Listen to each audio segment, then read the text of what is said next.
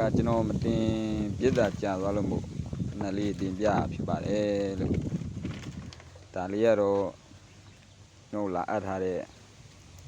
ညီကိုတယောက်ကပေါ့ဗျာဒီလိုဖြစ်နေတဲ့ခဏလေးကိုဒီလိုကြိုးရည်နဲ့ဒီလိုကြိုးပြားလေးနဲ့ပေါ့ဗျာပတ်ခိုင်းတာဖြစ်ပါတယ်ဒါတော့ခုကဒါတစ်ဖက်ပတ်ပြီးတာဖြစ်ပါတယ်ဗျ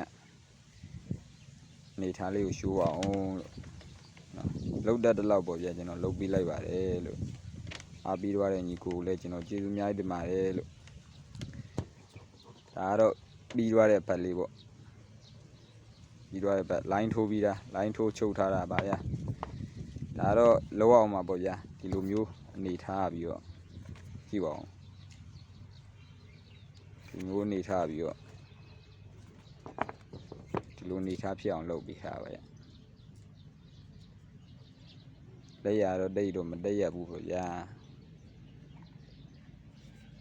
အားပေးခြင်းနဲ့ညီကိုများနဲ့လာရောက်အားပေးလို့ရပါတယ်လို့အောင်ကြီးအိမ်ရွာကိုပွားကြီးဖနှက်ချုပ်တဲ့ဆိုင်ရပါဗျဒါလေးရောပါဗျဒါလည်းစီကာလေးပတ်ခိုင်းထားဖြစ်ပါတယ်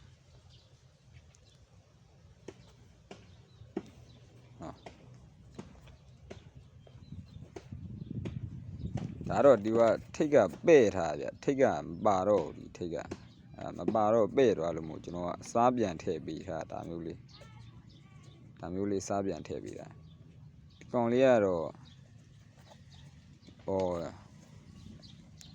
ဒီကောင်ဒီပဲ့ရောဟိုပဲ့ရောဒီပဲ့ရောသူကဒီပဲ့ရော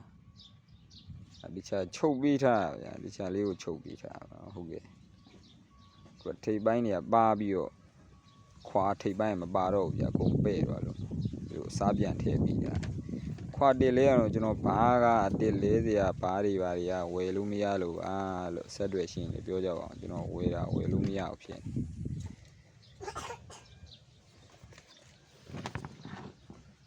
ဒါလေးဟုတ်ကဲ့ခုလိုကျေးဇူးတင်ပါတယ်ခင်ဗျာ